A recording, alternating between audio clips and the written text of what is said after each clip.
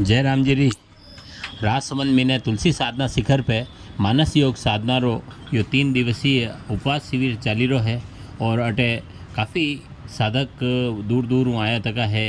अपाणी साधकारा लंबा समय जो आध्यात्मिक संस्थाओं जो लोग जुड़िया तक है बना लोग जीवन में कई परिवर्तन भी हो बनारी कई बीमारियां मीने राहत मिली अनारा ये अनुभव आपा होना सुना था इसको। जब वो वापस इसको करके आए लोग घर पे आए तो क्या उन्होंने जूस स्टार्ट करा।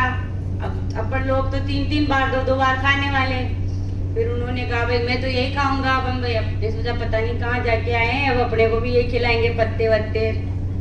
ठीक है वो तो खाने लगे, लेकिन हमने किसी ने भी खाना शुरू नहीं। भाई हम तो नहीं खाएंगे, जबरदस्ती हम क्यों खाए, हमारे कुछ हो ही नहीं रहा। लेकिन फिर हम इनकी भाई साहब की पत्नी है, वो 40 साल से उनको एसिडिटी की प्रॉब्लम थी। जब भी घर में सब्जी बनती है वो उनके लिए पहले सब्जी निकालती उसके बाद मिर्ची डालती। 40 साल तक उन्होंने मिर्ची नहीं खाई, लाल मिर्ची। उनके में शादी की आई थी 2014 में। मैं देखती थी जब उनकी एसिडिटी होती तो एक पिंक कलर की बोतल आती है ना एलोपैथी में, वो इसको कटाकट पी जाते थे। और कभी इंजेक्शन लग रहे हैं, कभी क्या, बहुत हालत खराब रहती थी उनकी। फिर उन्होंने साधना को ज्वाइन करा। आज 2017 के बाद हमारे घर के सबसे पक्के साधक हमारे जेठानी जी है। उन्होंने इस नेचुरोपैथी में डॉक्टरी करी है, वो खुद भी इलाज करते हैं वहाँ केकड़ी में। और इस मानस योग साधना शिविर से मेरे एक गुड़िया है, उसको हर 7 दिन के 7 दिन में डॉक्टर के लेके जाती थी, दूध पिलाती थी। डॉक्टर साहब ने कहा कि दुनिया की ऐसी कोई माँ नहीं है जो अपने बच्चों को दूध नहीं पिलाती। मार के दूध पिलाते, वो नहीं पीती थी।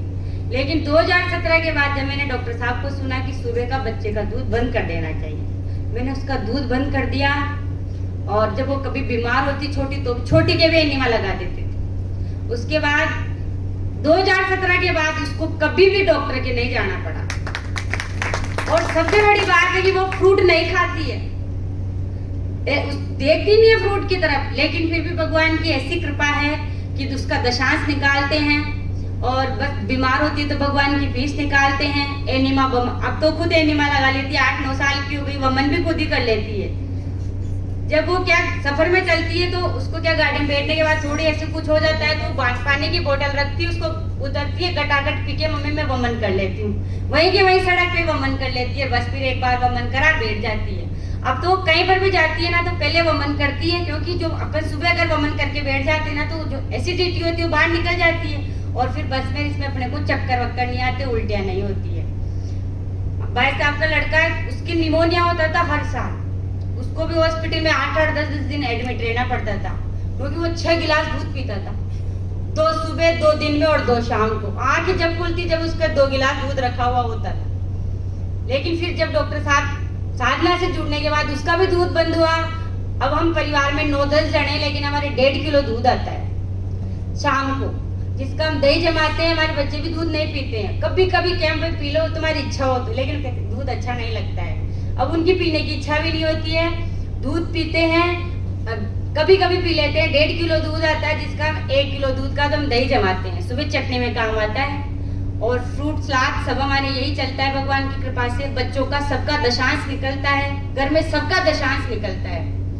और दशांश निकलने के बाद जीवन में जो उन्नति आई, ये मानस योग साधना सिर्फ शारीरिक रूप से इंसान को ठीक नहीं करती है, ये मानसिक रूप से भी ठीक करती है, आपको परमात्मा से जोड़ती है। इसकी सबसे अच्छी बात है कि ये कहते हैं कि आप भगवान को अपना मित्र बनाओ। संसार का प्रत्येक प्राणी इंसान के लिए कुछ नहीं करेगा, लेकिन परमात्मा अपने लिए सब कुछ करता है। मानस योग साधना शिविर को अगर दिल से अपनाया, मैंने क्या उपवास शिविर कभी अटेंड नहीं करा था। हमारे भाभी जी और जो मेरे पति है वो तो पिछली 84 कोस की परिक्रमा हुई थी 7 दिन की, दोनों उसमें जाके आए थे शहद नींबू पानी पे। अभी साल हुई थी ना दिसंबर में, तो दोनों देवर वो भाभी दोनों वहाँ गए थे। मेरे पति के एक बार क्या हुआ, पूरे पैर में ऐसा भयंकर दर्द हुआ कि वो उठ भी नहीं सकते थे। इतना भयंकर दर्द, रोते थे, ऊपर छत पे पड़े रहते थे। फिर भाई साहब ने चित्तौड़ में शिविर लगा, वो सुबह भी अपन मिले थे वहाँ पे। फिर उन्होंने कहा तुम वहाँ जाओ। फिर हम चित्तौड़ गए। डॉक्टर साहब ने कहा कि कोई दर्द है क्या, कल सुबह तो मैं तुम्हें दौड़ा दूंगा। तो वहाँ गए, डॉक्टर साहब ने उनको वहाँ बैठे सुना। और तीसरे दिन 4 बजे उठ के डॉक्टर साहब के साथ दौड़ लगाने जाने लग गए। अभी भी आज वो एक देवसोन देवउठनी एकादशी से है ना, वो जूस पे ही है मेरे पति, घर पे जूस ही ले रहे हैं, खाना नहीं खाते हैं। और भाई साहब की जो बड़ी वाली गुड़िया है वो सब्जी पे है, शाम को एक टाइम सब्जी खाती है। छोटी वाली मेरे साथ आई है, जो भी आ रही है वो भी उपवास शिविर अटेंड करती है। और बच्चे भी है ना, उनको लग जाता है आज खाना नहीं खाना, आज हम ऐसे ही रह जाते हैं। वास्तव में नहीं खाने का जीवन में बहुत फर्क पड़ता है। तो मैंने शिविर अटेंड नहीं करा, उपवास शिविर। मैंने सोचा चलो फडवीस को देखते कि अपन से हो पाता है नहीं हो पाता है। 7 दिन का तो अटेंड कर लिया, लेकिन उपवास शिविर अटेंड नहीं करा था। ऐसे तो नवरात्रि में कभी 3 दिन कभी 4 दिन घर वाले करते तो देख की इच्छा हो गई, अपन भी करते हैं। मानस योग साधना शिविर ये थोपा नहीं जाता है। जब तक आपको विश्वास नहीं होगा आप इसको अपना नहीं पाओगे। यहाँ से सुनने के बाद भी कुछ भी फर्क नहीं पड़ेगा। पहले आपको विश्वास करना पड़ेगा, सब चीज विश्वास से उतरती है। अगर आपने इस पे विश्वास कर लिया तो मैं गारंटी के साथ कह सकती हूँ कि दुनिया की ऐसी कोई बीमारी नहीं है जो मानस योग साधना ठीक नहीं कर सकती, चाहे मानसिक हो चाहे शारीरिक हो। लेकिन सबसे पहली बात है कि अपने को इस पे विश्वास करना पड़ेगा और भगवान को अपना मित्र बनाना पड़ेगा। दशांश की तो ऐसी कहानी, अगर आपने 10 निकाला है ना तो परमात्मा आपके पास 20 जरूर पहुंचाएगा, चाहे किधर से ही पहुंचाए। अगर नहीं पहुंचाएगा तो आपके या तो खर्चे कम हो जाएंगे या फिर आमदनी बढ़ जाएगी। ये हमारा निजी अनुभव है। इसलिए मैं आप लोगों से यही प्रार्थना कर रही हूँ, अगर आप इसको सुन के जा रहे हो तो इसका अगर आपने फॉलो कराना 100%, तो जरूर अगली बार अपन कभी मिले ना तो आप लोगों के चेहरे पे, जिसको बीमारी से लेकर रहता है ना, दुखी रहते हैं ना, वो मुझे नहीं लग रहा कोई दुखी होगा।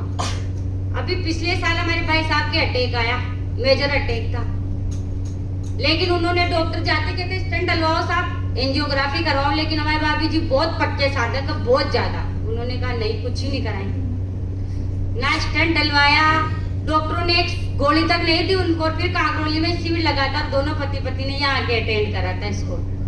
और आज वो बिल्कुल अभी कल आएंगे आप लोगों के सामने। उनको देख के आपको लगेगा कि ऐसी भी ऊर्जा होती है क्या, ऐसी ऊर्जा है उनके पास में। हाँ, उसी टाइम बहुत ज्यादा तत्काल, ऐसा कुछ नहीं है। डॉक्टर, अपन हॉस्पिटल जाएंगे, सबसे पहला काम है डॉक्टर अपने को डराता है, अभी नहीं लाता तो मर जाता, तुम्हारे हाथ में थोड़े ही मर जाता।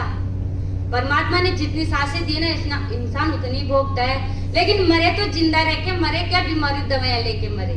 इसलिए मैं आप लोगों से एक ही प्रार्थना करती हूँ कि अगर आपने इस मानस योग साधना को अटेंड करा है ना, तो प्लीज इस पर 100% विश्वास करके इसको फॉलो करने की कोशिश करना। परमात्मा आपके घर में किसी प्रकार का कोई दुख नहीं रहेगा। जय श्री कृष्ण। जय श्री। मैं उद्धवपुर से प्रमीला कुमावत, श्री विकास जी की वाइफ हूँ। सबसे पहले तो ये बताऊंगी कि कहानी इतनी लंबी है कि मुझे रोक दीजिएगा। एक्चुअली क्या है, क्योंकि जो मैंने फेस की है ना वो कहानी अलग है, और उसके बाद साधना में जो आई हूँ उसकी कहानी कुछ और है। तो मैं चाहती हूँ कि जब मैं इस साधना में नहीं आई, उससे पहले जो मैंने परेशानी फेस की है या जिस तरह से मैं भटकी हूँ ना, उसका आपके सामने उल्लेख करना चाहूंगी। सन 2014 में मेरी छोटी गुड़िया हुई थी। ठीक है ना।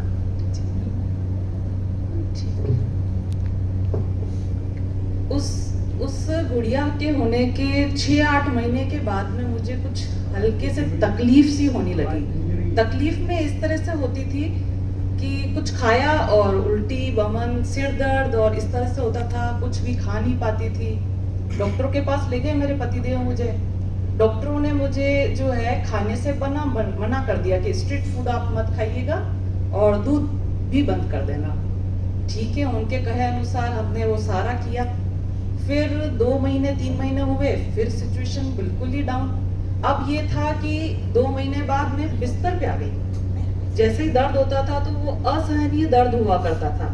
उस दौरान क्या है कि मुझे ना तो वो छोटा बच्चा समझ में आता था कि उसको संभालूं या फिर मैं अपने स्वास्थ्य को संभालूं। घर में अकेले मेरे पतिदेव थे जो मैं संभालते थे, और मम्मी पापा ये तो खैर क्या था, पास में रहते थे तो थोड़ा सा मुझे सहानुभूति दे देते थे, आ जाते थे, डॉक्टर के पास ले जाते थे, बस इससे ज्यादा और कुछ नहीं।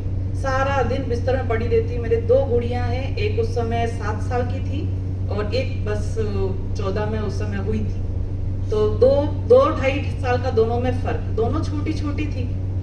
अब मैंने ये जो दौरान ये किया तो मेरे हस्बैंड ने कहा कि ये क्या हो रहा है तुझे, या तो दोनों बच्चों को तू संभाल नहीं पा रही है, शायद इसलिए तेरे मेंटली इस तरह का हो रहा है। उनका क्या पता, हो सकता है 1 महीना निकला, फिर 2 महीने निकले, इस तरह से 6 महीने मेरे निकल गए थे। 6 महीने के बाद तकलीफ और बढ़ चुकी थी।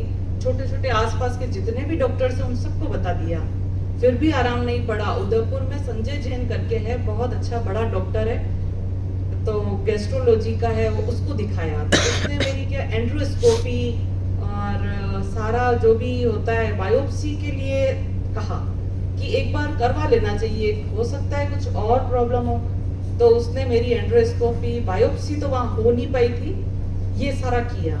फिर बोला ये कुछ नहीं, आप दवाइयाँ लो, 1 साल में आप ठीक हो जाओगे। इस दौरान 2014 से लेकर के 15-16 तक मैंने ये दवाइयाँ उनकी ली। अब मेरे भी पतिदेव परेशान कि कुछ समाधान नहीं मिल रहा है, क्या करना क्या है। उसके बाद में उन्होंने कहा ये आपको जीवन भर दवा लेनी पड़ेगी, इसका कोई इलाज नहीं है, और बीमारी का भी नहीं पता पड़ रहा है। कभी कह रहे पेट में आपके कोई खराबी है, खाना आपको पच नहीं रहा है, ऐसे कोई कंफर्म नहीं है। उसके बाद डॉक्टर संजय माथुर करके है गवर्नमेंट हॉस्पिटल में उदयपुर में, उनके पास गए। उन्होंने हमें राय दी कि आप एक बार अहमदाबाद जाके दिखाइए।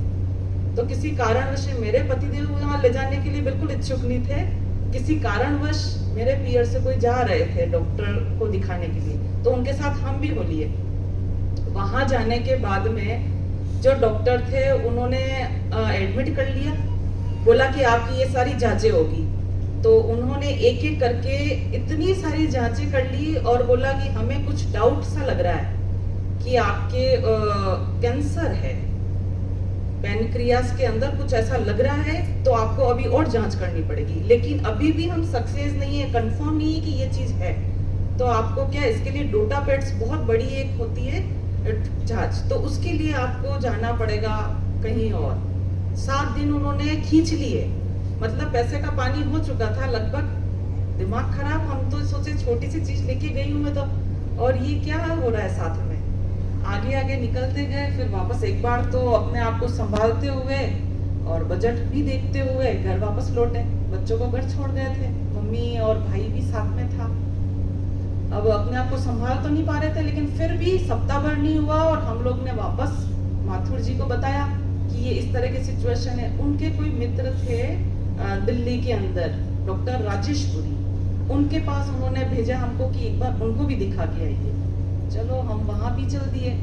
वहां गए, उन्होंने वो सारी जांचें जो कि हमारी सप्ताह भर पहले हुई एक बार फिर करना चाहा कि नहीं हम सब करेंगे।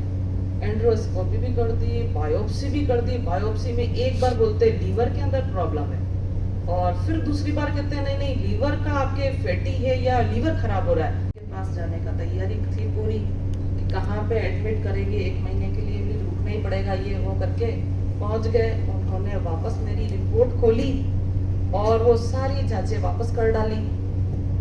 अब करने के बाद में जो तैयारी थी, उनकी जो पूरी टीम तैयार थी, फोन करके हमें बुला रहे थे, जो इच्छुक थे कि नहीं इसका ऑपरेशन हम करेंगे अच्छे से और नाम भी हो जाएगा। वहां पर जाकर के जो ट्यूमर दिखाई दे रहा था उनको, जो छोटी सी गिठान जिसको रहेगी इनकी, ये कहते हुए इन्होंने वापस हमें उदयपुर भेज दिया। वापस हमें 1 महीना समझ में नहीं आ रहा था। इस दौरान हम बहुत परेशान हो गए थे। अब जाकर के ये जो मैं आपको पूरी गतिविधि बता रही हूँ, इसमें मुझे 3-4 साल लग गए। सन 2018 तक हम भटकते ही रहे इन दो सब में। मैं आपको कई सारे हॉस्पिटल के तो नाम तक नहीं बता सकती हूँ कि मैंने उदयपुर में कौन कौन सा हॉस्पिटल नहीं देखा होगा। गीतांजलि, अनंता, ये सारे तो मतलब ऐसे थे कि वो मेरी ना फाइल देख के ऐसा लगता था उनको कि आ गया कोई, चलो सब मतलब इकट्ठे हो जाते थे मुझे लेके। मैं तो बाहर बैठी रहती थी, उनको लेके रिपोर्ट देखते थे, आप ये छोड़ के जाइए हम देखते हैं। मतलब उनके लिए ये था कि एक बहुत बड़ा अच्छा सा आ गया है मुर्गा और इसको अच्छे से तैयार करना है और हमारे हॉस्पिटल का नाम करना है। फिर भी हम फंसे नहीं। हम इस दौरान परेशान तो हो ही गए थे। कोई डॉक्टर बोल रहा है 3 साल की हो सकता है, ये बचे नहीं बचे, कुछ नहीं कह सकते। काफी मेरा हेल्थ डाउन हो चुका था। हॉस्पिटल जा जाके अपने आप को खुदवा के अंदर से दर्द पता नहीं पड़ता बाहर की हो क्या रहा है, लेकिन इतनी बार बायोप्सी, इतनी बार एंड्रोस्कोपी, इतनी बार सारी जांचें करा के मैं भी परेशान, कहीं कुछ से उठा करके ये हताश होकर के एक बार कोई वीडियो देख रहे थे, तो उसमें अपने गुरुदेव जी डॉक्टर शास्त्री जी का वीडियो इनको हाथ लग गया, तो ये देखने लगे उस चीज को कि क्या है। एक देखा, फिर दोबारा दूसरा और देखा, तीसरा और देखा, मतलब उस दिन उन्होंने पूरी रात बैठ के खाली यही देखते रहे कि कौन सा वीडियो ये ऐसा अजीब सा है कि कच्चा खाने के कहते हैं कि दवाई लेने की जरूरत नहीं है, दवा को अगर आप उपवास शिविर लग रहा है तो अपन वहां चलते मम्मी, ठीक है चलते। तो उस समय तबीयत भी बड़ी खराब थी, तो भीलवाड़ा शिविर में आधे रास्ते हम जा ही रहे थे, साथ में भाई मम्मी सब थे, तकलीफ में ज्यादा थी। तो अब आधे रास्ते पहुंचे, बोला कि वहाँ डॉक्टर साहब को दिखाएंगे, तुझे तो तू बोल भी नहीं पा रही है, तो एक काम करते आधी रोटी खा कर खिला के इसको फिर लेके चलते हैं। तो उपवास शिविर भी है समझ रहे हैं, लेकिन फिर भी घर वालों ने कहा कि दवाई देके ये थोड़ी आराम पड़ जाएगा दर्द से इसको। आधी रोटी से मैंने दवाई भी ले ली, निपट गए और भीलवाड़ा जाके पहुंच गए। और वहाँ बड़े खुशी खुशी पहुंचे कि अब तो कुछ तो मिलेगा हमको, यहाँ पे इतना सुना है। तो वहाँ गए, डॉक्टर जी ने बोला कि ठीक है आ गए, क्या है कहाँ से, रेफरेंस वगैरह कुछ नहीं, बस यही बताया कि हम तो वीडियो देख के यहाँ पे आए हैं। और अच्छा उपवास शिविर है, मुझे तो कुछ पता ही नहीं था, मुझे जो पूछा मैंने बता दिया। मैंने कहा कि हाँ आधी रोटी के साथ मैंने दवा लेके और आई हूँ और कुछ नहीं खाया हूँ, कुछ नहीं खाया। अब वो मुंह देखे और उनका जो था वो जो मेरे ऊपर बिठा, बाहर चली जाए यहाँ से। उस दिन का जो डर है आज तक नहीं निकल पा रहा है मेरा, बाहर निकल जा। समझ में नहीं आया, मैंने कहा पहले ऐसे डॉक्टर है जिन्होंने कहा बाहर निकल जा, मैं तो उनको बताने आई हूँ, तकलीफ से हूँ आज इतने साल से, और मुझे रास्ता मिला है तो उनसे लेने आई हूँ। अब वहाँ बाहर बैठे हैं हम 4 घंटे 3 घंटे हमने निकाले हैं, और वहाँ पे अपना हो भी रहा था जिस तरह से आज सुबह से हो रहा है, पर मैं तकलीफ में थी। मम्मी सिर लेके बैठी है, भाई पाँव में मसल रहा है, और ये घूम रहे हैं कि अब कुछ हो जाए। हमें तो वहाँ छोड़ के जाना था नहीं, कोई रास्ता नहीं, कुछ नहीं। फिर शाम को 3 या 4 बजे डॉक्टर रजनी वहाँ पे थे, डॉक्टर रजनी चौधरी करके, उन्होंने मुझे कहा था कि एक बार फिर आप जाइए, और वो नारियल के गोले और उन्होंने काफी अच्छे उदाहरण दिए थे, तो आप वहाँ एक बार फिर गए।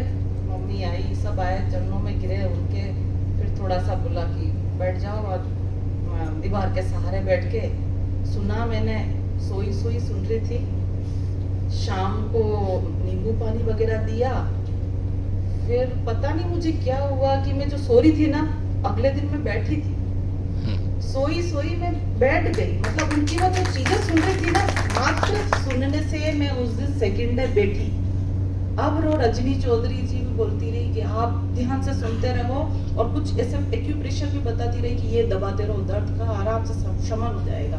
क्योंकि अब मुझे दवाई ले लूंगी तो अब तो गई ना। जो उन्होंने मुझे बताया कि वहाँ कुछ नहीं लेना है, उपवास का मतलब तो समझ में आ रहा था, लेकिन मेरी बीमारी उससे ज्यादा मुझे लगी, इसलिए वो आधी रोटी के साथ मैंने वो दवा ले ली थी।